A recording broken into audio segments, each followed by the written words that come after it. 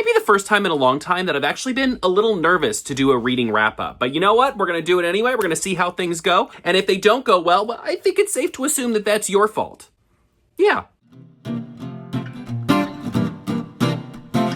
Hello and welcome back to my channel. My name is Jason, or as much of the internet knows me as Easy Cat, and I'm really so happy to see you here. I hope you had a lovely November. We have quite a few books to talk about today, and I think the discussion is going to be quite interesting. I don't even know. I like I said at the start of this video, I am a little nervous about even putting this video together, and you'll see why in a second. Before we get started, I just want to say a huge thank you for everyone who helped make the release of House of Frank such a huge success in November. Obviously, we released it back in October, but November has just continued to see new people picking up the book, talking about it, sharing about it, and I really appreciate all of that. If you're interested in learning more about House of Frank, or if you're interested in learning more about the production of our next book that we'll be publishing through Easy Cat Press, you can check out the link in my bio to get to my subscriber community. Some other fun things you might be interested in checking out before we jump in. I do have a free-to-join book club. I have a free-to-join anime club, and I'll put the links to those down below as well. And finally, I also have a free-to-join Discord. Once again, I sound like a broken record, but I'll put the link to that down below as well so you can check it out. So the reason that this month's reading wrap-up sort of started with this hesitation about this reading wrap-up is that this month, my reading took a very interesting turn. After the election at the beginning of the month, I was trying to continue jumping back into fiction. I mean,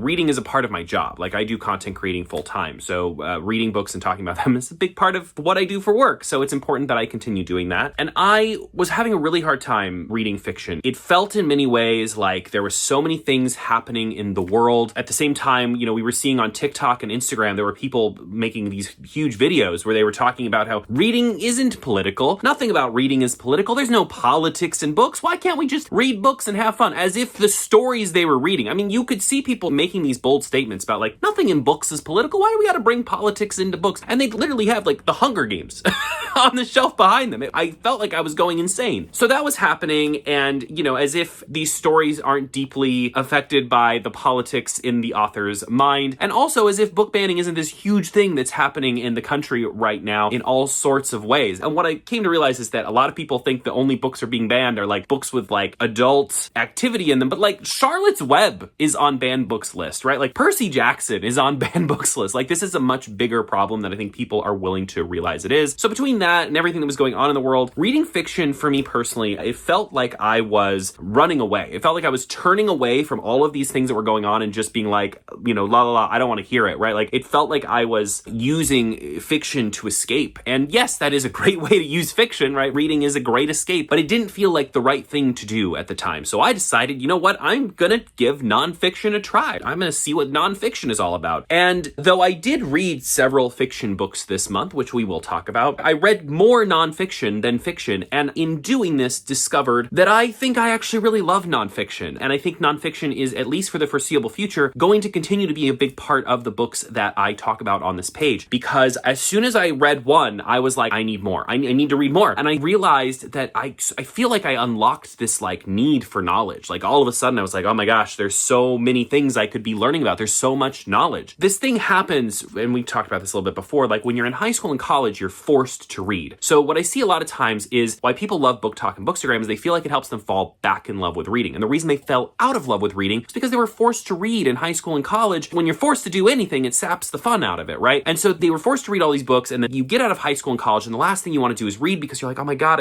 I had to read so much for all these years for my education, and now I don't want to look at a book. And then at some point, for a lot of adults, what happens is something convinces them to pick up a book again, and they start reading it, and they go, wow, this is like actually really kind of nice. I like reading, actually. And I feel like that is what's happening to me, but from a nonfiction perspective. Like in high school and college, like I didn't want to read history, and I didn't want to read philosophy, and I didn't want to read, any nonfiction. There's nonfiction about everything, by the way, which I didn't even realize that. And so when I went to like start realizing like the books I wanted to read nonfiction, and there was so many different genres within nonfiction, which I guess would be like topics, my mind was blown.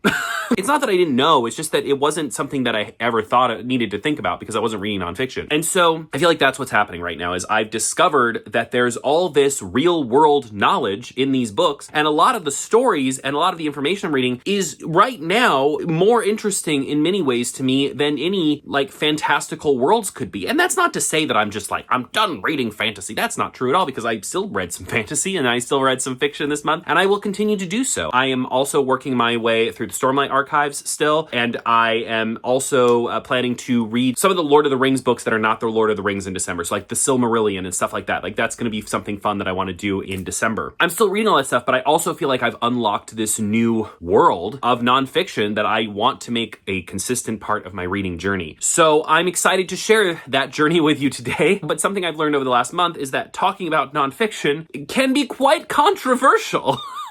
Which I guess obviously because of the topics of some of these books, and you'll understand why as we get to them. And I think that was also kind of blindsided me a little bit. There were certain history books and certain books that I was talking about on social media and like Blue Sky and Threads, and I didn't realize I would get such a huge pushback on some of them from people that did not like those authors or books. And I found that really interesting too, and I found that really engaging, that people had such visceral reactions to these nonfiction books. Like that also took me by surprise in kind of a unique way. So we'll get to all of that, and I'm going to do my best to put into words my feelings about a lot of these books. Some of these books I probably could make an entire video about because I had so many thoughts as I was reading them. I also ask you to bear with me because talking about nonfiction and processing nonfiction is completely new world for me, okay? Like if you've been here before, you know that I love talking about character. I love talking about plot. I love talking about structure. I love talking about the way that books make me feel, and nonfiction doesn't follow as much of that. Yes, there are characters, but nonfiction, it's just a completely different realm for me. So talking about it, I feel like I'm still kind of learning to walk when I talk about nonfiction because I still haven't quite wrapped my head around how to even speak about the genre. So I ask you to bear with me and give me a little grace as I learn, basically by doing, is how this is going to go. So let me think. How should we do this? Should we go back and forth? I tell you what, we're going to start with the fiction up front, then we'll hit some nonfiction, and then at the end of the video, I'm also going to mention a manga series that I've been reading and really enjoying, and that'll be the layout of this video. At least let me have that, a little structure. Okay. Let's jump in. I'm going to start with probably the lightest thing that I read this month, which was Flopping in a Winter Wonderland by Jason June. I'm a huge Jason June fan for a couple reasons. One, I think he writes really joyful, cute, lovely, gay stories. I think he just writes these really like wholesome stories. I've also met Jason June in person, and if you ever get the opportunity at a convention to meet Jason June, he's one of the nicest, kindest, sweetest human beings I've ever encountered, not even just in the book world, but just ever. He's so lovely. So he's someone that I will pretty much forever just read every one of his books. Flopping in a Winter Wonderland is his newest. And let me tell you, if you like Hallmark movies and the absolute chaos nonsense of Hallmark movies, this book captures that essence really well. So the main character, he is kind of a fixer, right? Like he's fixing all of his family's problems. He fixes his friends' problems. And so his brother is a huge fan of Christmas, and his brother and his brother's girlfriend, they break up. And so at the same time, their family wins a trip to this Alaskan island holiday theme park that is like run by a billionaire that is just like Christmas. It's like Disney World if Disney World was just Christmas. So they go there, and our other main character, he works there, and he is like fed up with the place for a couple of reasons, mainly because it's like Christmas all the time, and he's like, I am so tired of Christmas, oh my god. But also his uncle applied to be like the first gay Santa Claus, to have like Santa Claus representation that was queer, and they denied him, so his uncle left. He was like, I'm gonna go do what I want to do somewhere else. I'm not gonna live on this island anymore. And this character is very upset about that because on this island they have representation of Santas from all different nationalities. Like they've really like tried to be inclusive, but for some reason the queer part of that inclusion, they're just like, that's where we draw the line. So he ends up participating. There's a contest on the island amidst the like teens that work there, that whoever of them can get someone coming in to like visit the island to fall in love with them first will win a trip to New York, where he hopes to talk to the owner of Winter Wonderland and convince him to have gay Santa Claus. That's just the setup, okay? Like, that's just the setup. So, of course, the two of them meet. They're both kind of like Christmas haters, and they end up like, you know, it's kind of like got a fake dating situation because one of the characters is really just hitting on the other to try and get him to fall in love, but then, of course, he actually ends up starting to have feelings. It's ridiculous, but I mean that as a compliment. Like, it is so fun and so silly, and it kind of takes everything I love about Hallmark movies and that crazy, off-the-wall, zany holidayness and wraps it up in this really cute, adorable gay story. It's quite funny also. Like, there's a lot of like comedy to it that I thought was like really fun. It's just over the top creative and silly. I love amusement parks and theme parks. I mean, I live in Orlando, like 5 minutes from Disney, so obviously. So seeing that wrapped up in this as well, there's a lot of my favorite things all put together in this like zany, wacky story. It's not a book you can think too much about if you start to think too much about the intricacies, though I will say Jason has done a really good job of making this island theme park for Christmas as believable as possible, right? Like, there are police and they've found a way to like make them less scary sounding on a Christmas island. Like, they have names for everything and they have like its own economy on this island. Like, he's really done a good job to flesh this out as a very real place. But the actual plot of the book is like a Hallmark movie. If you think too much about it, it starts to unwind a little bit. But I just had such a fun time reading this book. On the week I read it, the week it came out, I was having just a particularly tough week and I was just like very sad and just was not doing great. And this was just full of joy and happiness and fun and silly. And it was exactly what I needed that week. And I really, really enjoyed it. So that was Flopping in a Winter Wonderland. I thought this was just so fun. I really, really liked it a lot, despite the absolute insanity that was the plot of this book. It was chaos, but for all the right reasons. And so I really enjoyed it. Next up, I'm going to show you actually the last book that I finished for the month. I actually just finished it today before filming this video. So this was Darkly. This was by Marisha Pessl. Now, I was sent this book. I'd never heard of this book because Underland had asked me to do a promotion for this book on TikTok. So I filmed a video to like promote the book. At the time that I had promoted the book, I'd only read a little bit of it. When I'm doing a promotion, actually a lot of times I try intentionally not to read the entire book first because I never want my promotion of a book to be a review of a book. I don't like the idea, personally, this is just speaking for me, calm down. I'm not telling you what to do with your life. Just talking about me. I don't personally like the idea of being paid to review things. I think it colors the review. I think it makes it so that I would have a really hard time. Like, if I didn't like something, it'd be really hard for me to say that in a review where I was being paid to talk about it. That to me just doesn't feel right. So it's like, I never want to review something and be paid to review it because that just feels icky. But promoting something and hyping something up, I think is very different, right? Like, that's, you're marketing it. You're talking about all the things that are great about it, why people would love it. So I promoted this book in a video on TikTok before. I think I was maybe 15-20% of the way through the book at the time. And since then, I have finished the book. And you know what? I quite liked it, actually, a lot. And I kind of knew I was going to like it because I liked the setup, okay? So our main character is this young girl, and she is a big fan of this woman who, when she was alive, basically started this company called Darkly, which made these really intricate, over-the-top, like Willy Wonka level board games. So she had this crazy, like, secretive board game company, and she was making these like very in-depth, very involved board games that were like, that had this like cult following. So that woman has passed away, and now our main character submits into a contest to go to this abandoned, dark, mysterious board game company that no longer has its owner because she died. She applies to go there for an internship. And when she gets there, it turns out the internship is just 7 young people that they are asking to basically solve a mystery. Like, they're like, hey, this young man who was playing one of our games, the game that he was playing got stolen from us. It wasn't even supposed to be released. And it got stolen from us. And this young man played it and then he disappeared. And people are trying to use that to smear the name of the company. Can you believe? So they want these young people to get involved in the game that was stolen and then try and find out what happened to the young man so that they can solve this whole shebang. And so it ends up being more of a mystery story. When I first started reading this, I thought it was going to be more like Charlie and the Chocolate Factory-esque. And it does have aspects of that. But it also is more of like a mystery, like trying to solve the case sort of a thing. And the game she ends up getting involved in, I guess it is a board game, but the rule book is 2,000 pages long, okay? And it is really more of like an intricate escape room, like make it yourself kind of escape room, except you could only make it yourself if you had like tons of people that you could pay to act as the different characters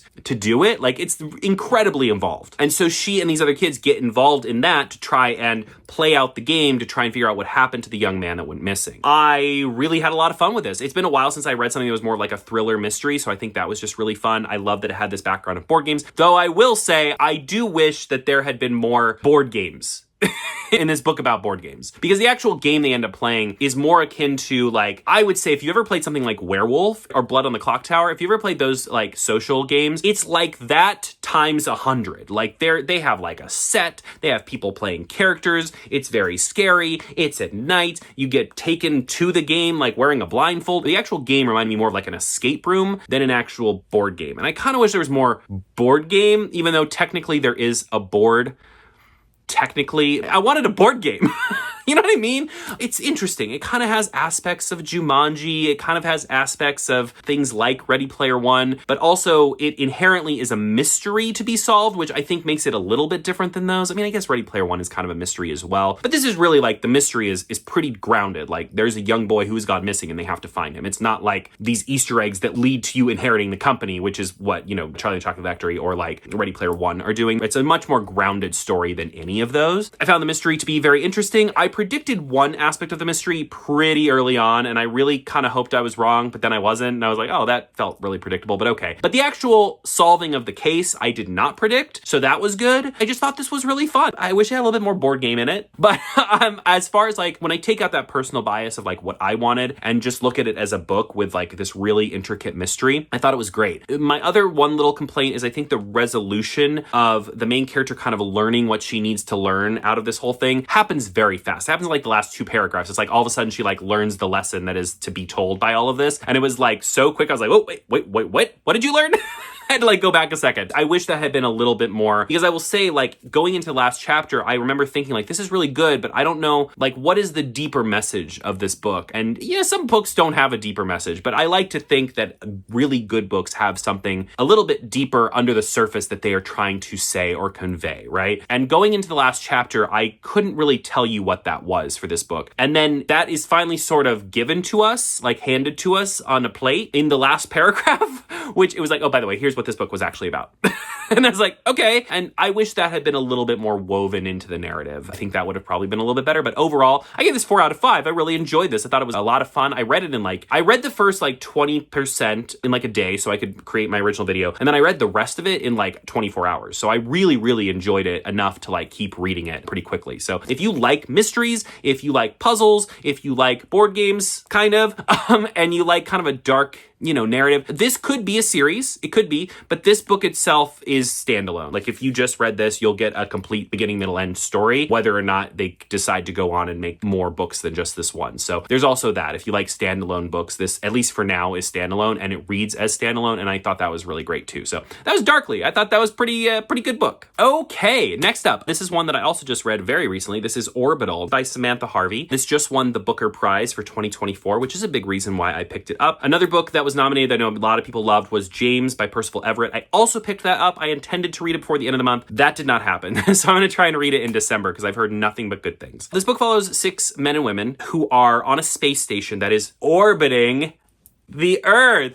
Great. Okay, got it. And it's a snapshot of their lives for 1 full day, which means they're actually orbiting several times because the space station orbits the Earth several times in a 24-hour span. So we're following 1 full day of their lives on this ship. And as you can imagine, in 1 full day, not a ton happens. This isn't a book where you're really following a plot per se. Each of the characters gets a little bit of a spotlight. We get to see a little bit of what their life was like on Earth, what their home life is like. There are some important events that happen. One of the characters finds out that her mother has passed away. There's also a typhoon forming on Earth that they're keeping track of, and that kind of helps dictate the thoughts that are going through some of their minds when they look down at Earth and see this destruction that is happening, this big, huge thing. But ultimately, what I think this book is trying to convey is that when you're out in space and you're with these other people, and all of them are from different countries and different nationalities, and what's interesting is the Russian crew members have their own bathroom. The American members have their own bathroom. These politics have followed them into space where they are meant to separate in these ways, these political ways. But of course, when you're only 6 people on a space station, you don't have that luxury. So the lines that divide them have just vanished because it's at the end of the day, they're just all human scientists working together to stay alive and to accomplish the goals that they were set out to do at this space station. And I think that ultimately is what we're learning here, is that when you zoom out, when you look at Earth from space and you realize just how really encapsulated we are, and that all of these invisible lines that we've drawn between ourselves to separate ourselves are really just getting in the way of what could happen if we all worked towards a common goal together, and if we all saw each other as equals and we all respected each other, man, what we could accomplish. You can't even fathom what we'd be able to accomplish, because those lines that divide us are really what is holding us back as humanity. And that's really what I took away from this book, is that when you zoom out, everyone on this earth, no matter where they are, no matter what their country, what their nationality, like we're all people that really should be working together to make sure that this planet survives long enough for us all to survive, because it is the only home we currently have, right? And I think it's really beautiful. The writing is so lovely. Like the writing is just really stunning, very lyrical. It's one of those books that I think it's worth slowing down a little bit and just really thinking about the prose and the way that the prose are laid out, because there's just some really incredible writing here. I'll tell you my favorite scene. I mentioned this in my TikTok video that I talked about this book with. And of course, I just talked about all these beautiful things that this book has to say and this eloquent writing that it has to present to you. None of those things were my favorite thing. My favorite thing was that one of the scientists is doing experiments on some mice that are in a cage. And at first they're like holding on to the bars because, you know, they're in zero gravity. And eventually they let go of the bars and are just like floating around in like a circle.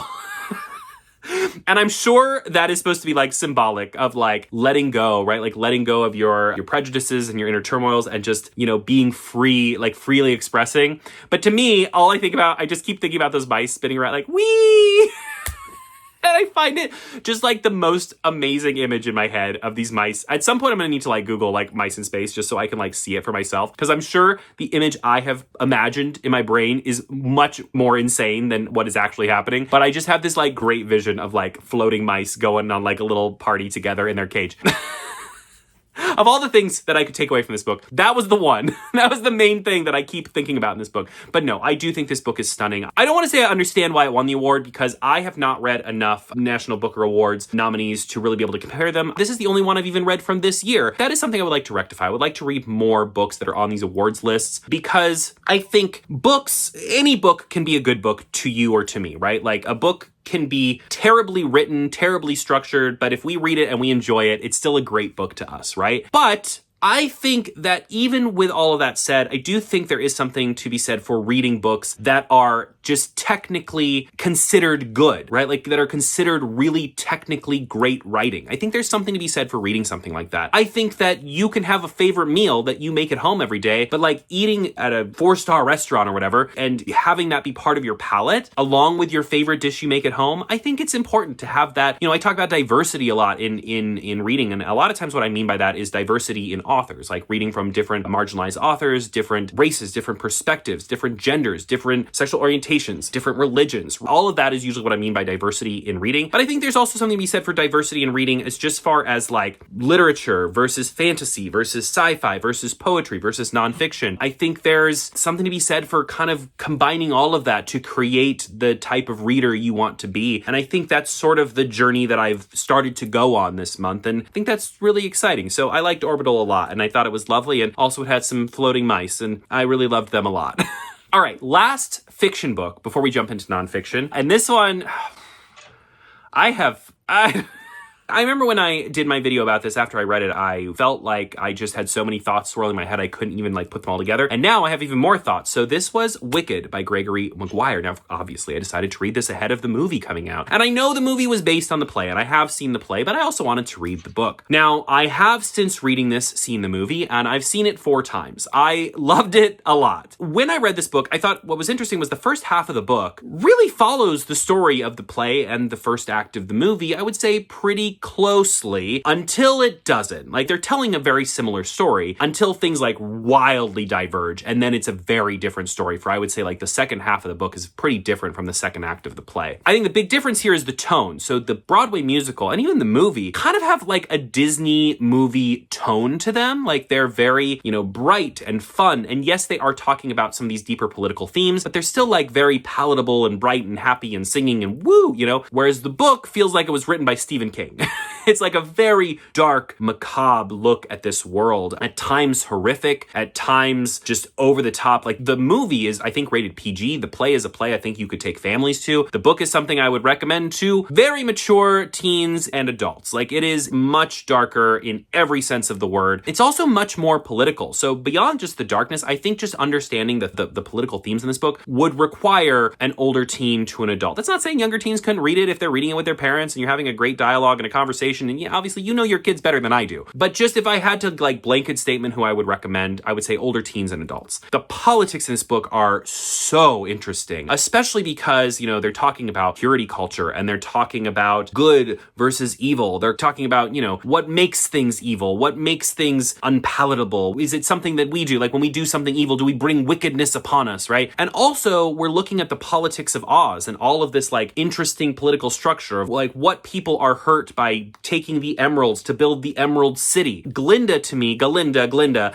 is such an interesting character because she so much embodies this like fake activism where she often will say things that she thinks sound good. And she does this a little bit in the movie and the play as well, but it's definitely more pronounced in the book where she'll say these very poetic things about the justice of people and what it means to stand up for the rights of the whatever, but she doesn't actually believe any of it. And furthermore, she doesn't even know what she's saying. She just thinks it sounds good. And then people congratulate her. Oh, that was so thoughtful. And of course she's like, oh, thank you, right? She's literally just saying things to get people to react positively to her. It's not, she doesn't even believe them or even know what she's talking about most of the time. And I just find that to be so relevant. There was so much of this book that I found to be incredibly relevant to the world today, which I think is interesting because it was written quite a while ago. And so reading it was very much an experience. I will say the second half of the book I really struggled with because somebody commented this. It really had me kind of go back and examine. But I think what happens is that Elphaba, she joins this like resistance movement against the wizard and against the Emerald City. And she's part of that movement. And I think though she sort of loses her way. Like she kind of finds herself in I want to take down the establishment, but I kind of don't really have the resources or the ability to do that. I'm not even sure where to start. And so she kind of loses her way in this story. And that is sort of represented by the second half of the book of her just kind of like meandering and like not really knowing what to do next, but is kind of put on the reader as well, where the story just seems to sort of fall apart and like you lose all the momentum of the first half of the book. And that made the second half of the book really hard for me to get through because it just felt like we were going nowhere until the end where things kind of like wrapped up in I think a really beautiful way. I really liked how everything ended in this book. And when I finished this book,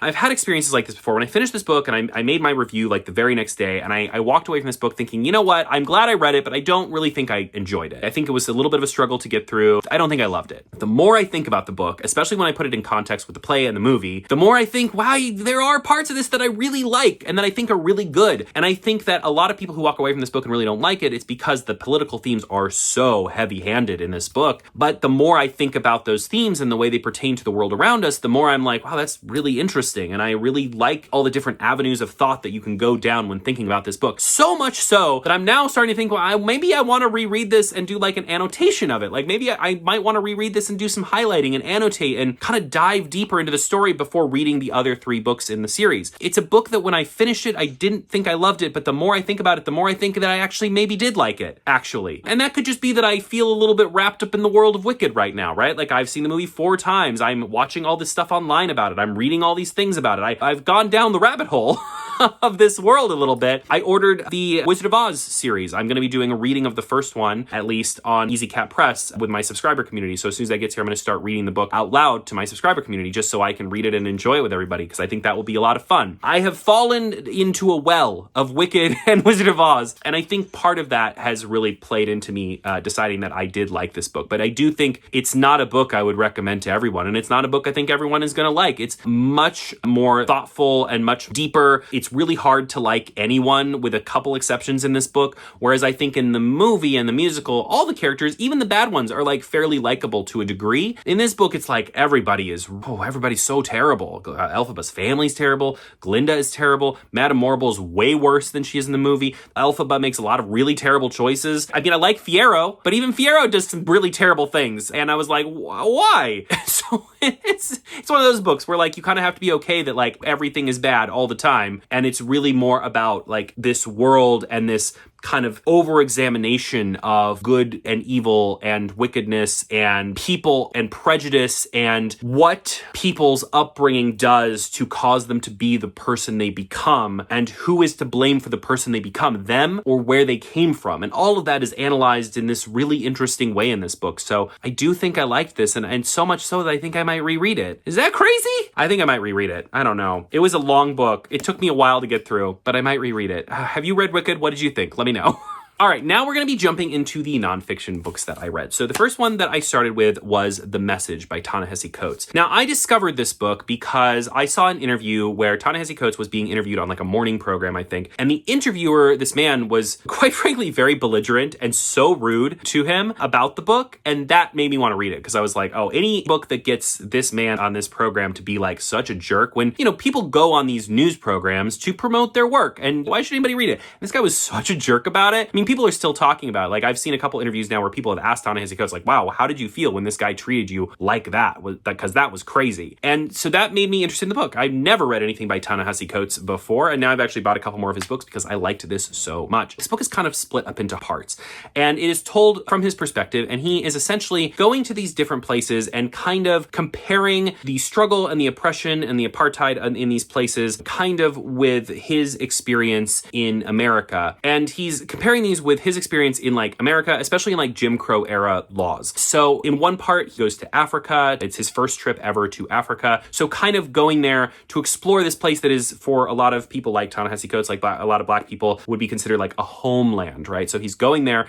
and kind of like dispelling the image of that, of like, this isn't everything I was sort of promised about going back here, right? And so kind of examining that aspect of it. And then he's also going into the South and exploring book banning, because one of his books is they're trying to ban it at a school. So he goes and he's kind of exploring like why book banning is happening. And he's talking about, you know, what it is about books and information and the digestion of knowledge and why that is so scary to some political groups that they don't want kids to read these books. And I feel like this will come up more and more as we talk about some of these books, because it's something that is a recurring theme in some of these nonfiction books that I'm reading. And he has this interesting part in that where he's talking about like how students aren't really taught information for information's sake, to be able to go out into the world with information. Students are really taught in schools to be the kind of person that they should be to function in like a normal, not combative society, right? They're taught in schools how to essentially work a 9 to 5 so that they can go out into the world and do that without causing too much disruption. And books that step outside of that challenge them to question everything, to ask these questions, to look deeper into the things they're being told, to not just read something and take it at a glance, but to actually do further research and discover, is what I'm reading true? Is it not true? Is it a mix of both? You know, there's gray area in everything, but we are often taught that everything is very good versus evil, black versus white. And so when you have stories or books, or even especially nonfiction, that is pushing people, and fiction that is pushing people to look into the gray area, there's a lot of people in this country that don't want that. They're like, whoa, that's not what we're looking for here. We're really just looking for you to like get the information, pass the test, so you can go on to the next class, to get the information, to pass the test, to graduate, to go to work at this job, to do what you're going to do until the day you die, right? And he's talking about how there are books that challenge that, and there's a lot of people who just don't want that in schools. And in the last part of the book, he goes to Israel and Palestine, and he is looking at how, especially how that system, from what he sees, he's there for 10 days, and he really just talks about what he observes, and how to him it feels so much about the segregation of like black people and white people in the South, and especially during like Jim Crow era laws and things like that. And he's comparing a lot of that. And that is probably the most controversial part of the book, because the interviewer who was talking to him about the way that he saw and the way that he depicts Israel and Palestine kind of looks at that and says, the way you talk about this is extremist, which I think is very interesting, because as someone who has started to read in this past year a lot about what is going on in Israel and Palestine, nothing in here is new information. He's there for 10 days. And I will tell you that almost every single person he interviews that says things that are like pretty damning to the side of Israel are all people who are Israeli or worked for or are working for the Israeli government or the Israeli army. Like, they are people that are on the Israeli side that are saying like, I don't like the way this is going. And so it's interesting that people point to that part of the book and say, well, it's misinformation. But really, it's just him going there for 10 days saying, this is what I saw and this is what people told me. And here are the direct quotes from the people who told me how they felt about what was happening. And anyway, even if you don't agree, even if you read that part of the book and say, I don't agree with any of this, that's sort of the point.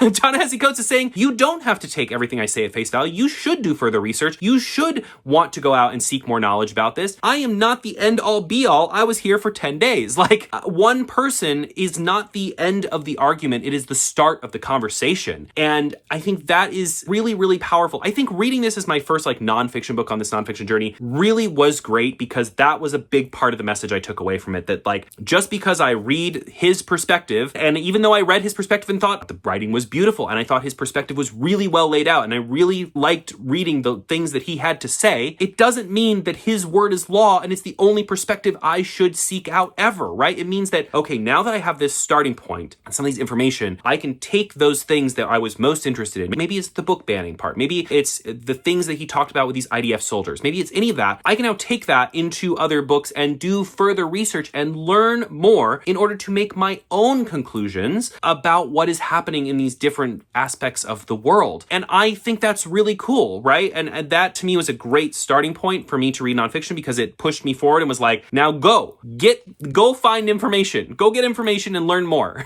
This is just the start. You have to learn more, because if you don't, then you're doing exactly what the concern of just like reading the thing to pass the test, to go to the next class. If you don't continue to seek knowledge, you're just falling into that trap. And so this was like a really great starting point for me. And I really loved this book a lot. I also picked up 2 others of his books as well, but I have not read those yet. I just recently got them, so I'm excited to check those out as well. But this was really powerful and affected me in a pretty strong way. So I'm glad I read it. That is the message. So I'm realizing of the 4 nonfiction books I read, 2 are on the more controversial side and 2 are on the less controversial side. So I'm going to go back and forth just to give my brain a little break as we talk. Is that okay with you? Let's do it. Next one I read was Underland. So this is by Robert Macfarlane. Now I read this because I bought this, I want to say 3 or 4 years ago, because it had a pretty cover, as one does. And I got it home and realized it was nonfiction. At the time I wasn't really reading nonfiction, so I put it on my shelf and there it stayed. And then when I started reading nonfiction, I had ordered some books to be delivered, and they were, it takes time for stuff to get here. And I realized I had this on my shelf. So I was like, well, I already have a nonfiction book on my shelf. Might as well read it, right? Like, I'm trying to read the books that I already own. Let's read a book I already own. So I read Underland. This book, the author, this is more on the nature science-y side of nonfiction. The author is exploring these underworld places. So he's talking a little bit about from like a cultural and mythological side as well, talking about stories that take places in underworlds, but he's also going to specific places and going to like the catacombs in Paris and going to these Norwegian ice caves and going to these different underground places and kind of exploring their stories and exploring what they mean for humanity. Some of these places he goes are completely natural. Some of them are completely man-made. He goes to these tunnels where they're doing a bunch of research. I found it all very interesting. I think part of it is that Robert Macfarlane writes in such a way, his first thing I've ever read by him, he writes in such a way that you can really envision yourself being there. For me, that was kind of eye-opening because I love stuff like Planet Earth. And to me, this was like watching Planet Earth, but it was so well described that I could really picture myself in these places. Most mornings, I have an indoor bike that I ride, or I go out for a walk or a run. And when I would go out for my run, I would listen to this on audiobook while I was doing that. And it was really easy to just like get into this place where I could just feel myself in these environments because he describes them so well. And I thought that was really, really cool. If I have one criticism, and it's not even really a criticism because it's completely on me for my expectations, I wanted to see Underland places from all over the world. And what I got was really more centralized, almost exclusively to Europe, with like maybe 1 or 2 exceptions, but it was really Europe focused. And I wanted more. The whole book, I was like, okay, now maybe we'll step out into these other areas. And we never did. We really stayed focused pretty much in a European area. And also every chapter sort of deals with a different place and a different like type of Underland. And so kind of like how I feel about anthologies, how you might feel about the different chapters really comes down to how interesting you find that specific Underland space. The ice caves and things like that I found very interesting, but there were some, like there was one where they were like on top of the ice, kind of in an Arctic setting. I forget where exactly they were, but they weren't even going underground. He was just talking about how he was using this area to talk about how they drill for oil, which is of course underground. And of course, it was all very interesting information, and it's talking about the conservation side of things and the bad things that we're doing to the earth. It was all very good information, but also I just wanted more underground places. Like early in the book, he's going into these like underground caves and tunnels and the catacombs, and I wanted more of that. And I feel like several chapters that we really weren't even underground. Like one chapter, he's talking about the root systems of trees. So again, we're not really even going into an underground space. We're just talking about something that is underground. And I would have preferred personally more actual underground places. And I wanted those places to be like from all over the world as opposed to just like primarily Europe. So that was kind of maybe my little complaints about the book. But I did think it was really beautiful. I thought it was just amazing to be able to picture these places in my head. Macfarlane's writing was just stunning in that way. So I'm really glad I read this, and I ended up finding it very, very interesting. I need a sequel. I need Underlands of the World. I want it to be called Actual Underground Places of the World by Robert Macfarlane.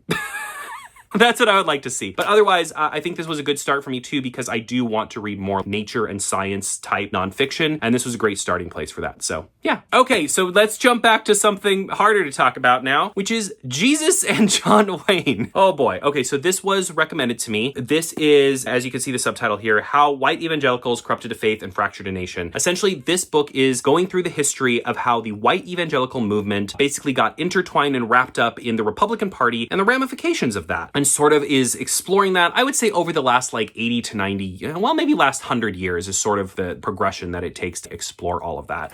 I had a lot of thoughts while reading this, and I will not go over all of them with you now because there's too many to list. But the big things I think that I walked away from this book with are definitely like the cyclical nature of things. I think reading this book was helpful for me because after the election, I think so many people look at the world, and on both sides, by the way, people look at it and say, how did this happen? How did we get here? How is this happening? I watch news programs, I watch stuff where people are like having a really hard time explaining. They're like, why did this happen? How did this happen? Oh, that's very hard to say. It could be this. And reading this book kind of helped put it in perspective for me. Like after reading this book, I no longer feel confused about how we've gotten to where we've gotten. And I'm sure there's obviously more information to explore here. After I read this, I was like, it all makes sense. It all adds up. I totally understand how we've gotten here. It's interesting to see the evangelical movement because they have this, as the name implies, there's this really interesting dichotomy where with Christian churches, but especially the evangelical church and leadership, are really pushing for this purity culture and this very like white, straight family dynamic that they want, and this very holier than thou, like, oh, well, you can't do that, women can't do that, men must be this, they must be the provider, all of these rules. And yet a lot of the people that end up getting into power, or a lot of the people that they idolize, end up being people like John Wayne, who don't follow any of that. They're not holy, they're not this beacon of holiness or purity, they're kind of terrible. And a lot of it comes down to because the main thing that they actually are valuing, the number one thing that seems to like come out on top of all of this, is masculinity. They really want strong,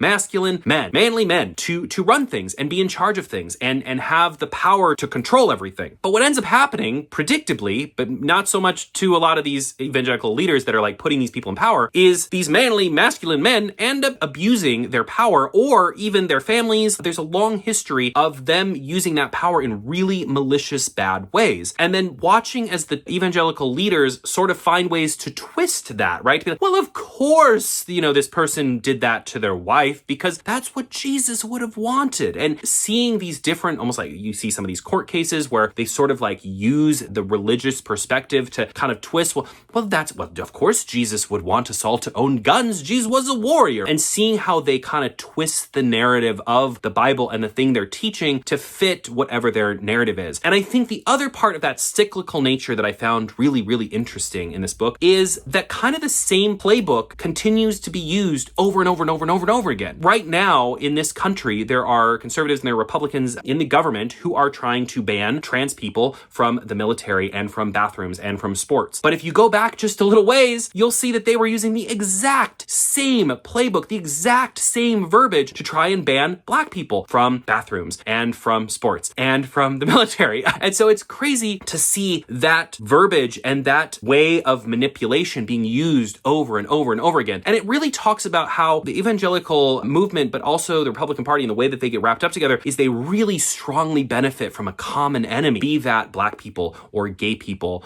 or Muslim people or now trans people. Like they have this like kind of, like I said, a playbook where they pick that one demographic and they really go after it as like they are going to ruin everything. And seeing that play out time and time and time again throughout the historical path of this book was heartbreaking and horrifying, but also very interesting. And I think it helped kind of put a lot of things in perspective. I made a TikTok video where I was talking about a couple of the books that we're talking about today, and this was one of them. And what I said in that video still stands, which is that despite the horror of the things that I read in this book, and despite the, oh my God, I just cannot believe that some of these people who have done these really terrible things have been able to get a foothold through the path of this like evangelical movement. As scary as it is, when I closed it on the last page, I left this book with a pretty big sense of hope, which is not the emotion I was expecting to feel at the end of this book. And the reason I felt that was because I looked back at everything I just read and I said, despite all of that, marginalized people in this country and in the world have still managed to progress. There's still so much work to do, but there has still been progress, even in the face of people who wanted to halt all of that progress for years, for decades, for a century. They've wanted to stop that progress from happening. And yet, we are still moving forward and we continue to move forward. And despite some of the most awful people doing these really terrible things, we continue to move forward. And I find that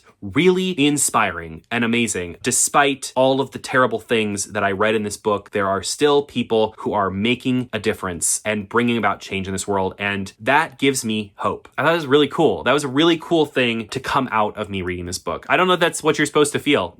When you finish reading this book, I don't think that's what the author intended, but that is what I felt. And I thought that was pretty worth noting. The one last thing I'll say about Jesus and John Wayne, from a nonfiction perspective, from someone just getting into nonfiction, I do think the information provided in this book, while very good and very well laid out and very structured, is quite dry. It is a book that requires a lot of attention. It does feel like you're reading a history book. The language is not flowered up in any way, shape, or form, and I don't really think it should be in this case, but it is a very dry, by the numbers, this happened, then this happened, then this happened, and this caused this to happen, and then on this date this happened, and all very informative, very worth reading. Just know that this is a book that is much more on the, what I would say, at least for what I've read so far, the drier side of nonfiction, so just something to keep in mind. But I'm very glad I read it. I keep saying I'm still processing it. I honestly think I'll be processing this book for the foreseeable future. I will say, reading this book and how religion is used in relationship to government and like purity culture and all of that, reading it alongside Wicked, and I didn't read them alongside, but I read Wicked and then I read Jesus and John Wayne right after. It was very interesting because it sort of even more made me realize how deeply political this book is, because so much of this was wrapped up in this. And I thought that was really interesting. I'm really grateful that I read both of those books so close together, because they intertwined with each other and their messages were so connected in such an interesting way that created a heightened reading experience, which I thought was pretty neat. So yeah. Last nonfiction book, and then I want to tell you really quick about a manga series that I'm reading as well. So this is Braiding Sweetgrass by Robin Wall Kimmerer. When I got this book, it had this kind of weird coloration on top, and I thought that was part of the cover, but I think it actually is just like a stain from something that happened at the warehouse before it got sent, and that makes me a little sad. I might need to get a hard cover of this at some point. Anyway, this is nonfiction as well. Robin is a indigenous botanist. So in this book, she discusses the ways that indigenous science and culture and stories intertwine with Western science and biology and ecology and all of that. This book was stunning. I will easily say it is in my top 5 books that I've read this year. It was just absolutely incredible. The writing is beautiful. It's got so much heart and so much soul. There are chapters that moved me to tears. It feels like a meditation on human existence with the earth around us. I would even go so far as to say, like, if you like cozy books, you probably like this, because in many ways this felt like a cozy nonfiction book, if such a thing exists. Some chapters, Robin is talking about she's just telling stories about her life, stories about her family, stories about her kids growing up, stories about her working on trying to clean up this lake at her house that was just like an absolute mess when she moved in. Some chapters, she's going much deeper into science. She's talking about the ecology and conservation of different environments. And she's also talking about like teaching students about these different environments and about the ecology of that. And other chapters is a mix of the two. The biggest thing though that she keeps coming back to when she talks about other parts of nature, trees and plants and animals and all of these things, it is very much Western idealism that we collect and that we overconsume, and that we don't care that we're overconsuming because we are the superior species and this stuff is rightfully ours to collect the trees and to have plastic and to have everything we've ever wanted at a button's push. But when you start to see the trees and the plants around you and all of nature and animals as not only equals for a start, but as teachers and as guides, and when you start to put things into perspective, it makes it a little bit harder. Like if a tree is a person, if a tree has a soul, if a tree has an existence, you think twice before taking it, right? Like you think twice about using it for something. And you still do, but there has to be this system of reciprocity where we take from the earth, but then we also give back to the earth. This cyclical nature of not just take. There has to be some balance. And in order for humanity to keep going and keep thriving and keep living on this world without just like completely obliterating it, there has to be some balance. There has to be some balance to how much we take. We have to put that much back in. And it doesn't mean we have to physically like give gifts, but it does mean that we have to take care of the earth. I think it's interesting because she's talking about how there are in fact some plants and animals that do better when humans are involved, when humans are helping to harvest and keep things, clear out weeds and stuff like that. There are plants that do way better when humans are involved, because there's this general thought that like nature works best when humans are out of the picture. But there's actually plenty of things in nature that actually work better when humans are involved in the correct ways. And yes, there are some things that we should just leave alone. There are some things that they do best when we're not not involved. But there are some things that do better if we're there. And I thought all of that was really interesting. And talking about kind of some of these different plants and how they work together, how their systems work together, I just thought all of that was really interesting. I will say part of this book gets a little bit into like the spiritual side. Those parts of the book were maybe a little bit harder for me because I don't really consider myself a spiritual or religious person anyway. But I always worried that this book was going to hit a point where I started to think it was preaching at me. Like there are certain books out there that, you know, they start out and they're very much about like philosophy and life philosophy. And by the end, they're like telling you to believe in a higher power. And I was worried this book was going to take that route, and it never did. The book comes at you with her culture and her stories in a very non-judgmental, non-converting kind of way. It's just like, here's what I believe, here's what my people believe, here's how that has benefited us, and here's why I continue to believe it. And there's never once where she's like, you need to start thinking the same thing. You know what I mean?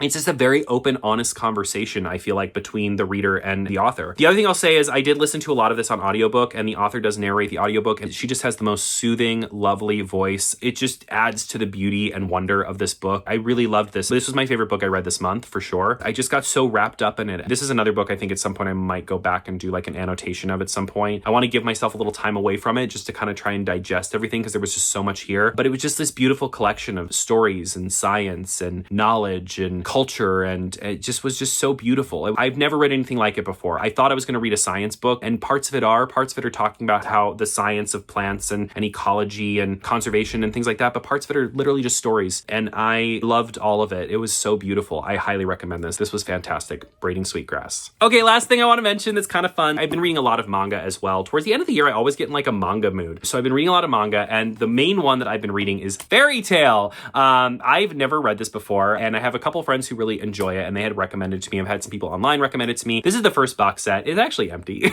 I do a thing with Carl where I read a manga and then I give it to him for him to read because he's trying to read all the manga that I read, but he is just quite a bit behind where I am. So I just started box set 2 yesterday, but I read all of box set 1, and I'm really enjoying this. If you've never heard of the manga, it is about this group of characters who all work at a magical guild called Fairy Tail, and there are different magical guilds throughout the land, but this is the one that they work at, and you follow these characters. Each of them has their own like different kind of like magic, which is really interesting, and you follow these characters as they go out on missions to try and complete missions and goals for the guild. The first 3 volumes I was just like, oh, this is all right, but then the story arc started to get more and more intriguing, and now every story arc is starting to really dive into the backstory of a different member of the guild, and all the backstories are just very, very interesting, and I'm starting to realize that this story really has this beautiful found family element of all of these characters coming from these very different backgrounds who have like found family and connection with each other. They're very much a dysfunctional family, like they're always arguing, they're always fighting, but they've found this like kind of beautiful thing in each other that even though they don't always see eye to eye, they will always be there to protect each other, and it's just been really, really beautiful, and I've really enjoyed reading it to the point that I feel like I'm reading like a volume a day because I just don't want to leave this world. I want to continue to read more and more of it. It's been really fun, and it's been a while since I've like dug into a manga. Like a lot of times I'll read like a volume of a manga and they'll be like, oh, that's great, and then I'll come back and like a couple months later I'll read the next volume. But this is like I just keep reading and reading and reading because I just do not want to leave this world, and I'm having so much fun in it. We also just started watching the anime, and that has been really fun too. We're not very far into it. We're so not far into it that we've only watched a couple episodes that I'm considering doing like a reaction series to it, kind of the way that I do One Piece, except I don't know if I have the time for that.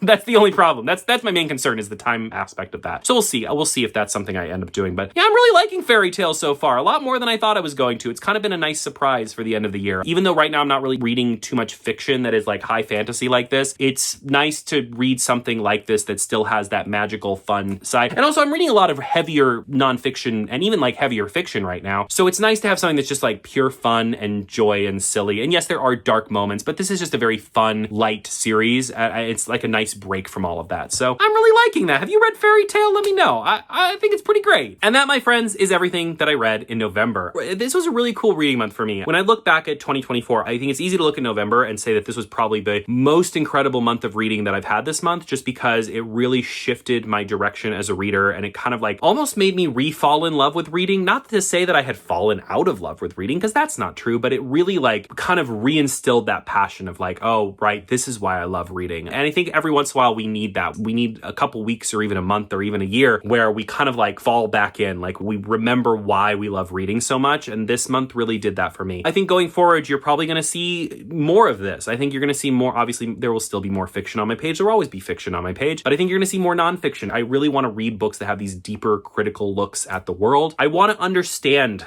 more. I want to know more. I want to fill my head with more knowledge and more things. And I think now that I've opened that gate of wanting to learn from the books I'm reading, like really learn more from the books I'm reading, I don't know that I'm going to be able to close it for a while, if ever. Like, I really want the search for knowledge to be a big part of my reading going forward. I don't remember if I talked about this. I talked about this on my bindery page, but my motto going into 2024 for all the content that I make was a sense of wonder. So going into 2024, and this is something that I just made for myself, but I had this idea that like every piece of content I made, I wanted kind of the heart of everything I did on my channels to be a sense of wonder, whether that's unboxing things or watching One Piece for the first time or reading cozy books or reading books that fill me with this sense of wonder and discovery at like finding new books. And I think that was really great as a 2024 kind of motto. Like that really guided me in how I shaped the content that I made for my channels throughout this year. But I'm starting to think that 2025, I might try a new motto. I might try like a search for knowledge. Like that might be the guiding thing that pushes me forward in 2025. And I think having a little motto for yourself, if you're a content creator, if you're a creator at all, is really cool. It kind of helps give you direction. And as you see, the motto doesn't have to stay the same forever. You can change it to fit where you're at emotionally and as a person and as a creator and as an artist. And I think that's really special. So this month really kind of presented a little bit of a turn on the road for me as a reader in a really special, interesting way. So feel free to let me know your thoughts on all of these books, on stuff I read this month, on any of the things that I just talked about. Let me know all of that down in the comments. If you enjoyed this video, I'd love to see you back here. So make sure to like and subscribe. I'd love to have you back for more talks about books in the future. And of course, I'm just so happy to have you here. I hope you had a lovely November and I hope you have a wonderful and safe December. And we will talk soon. And as always,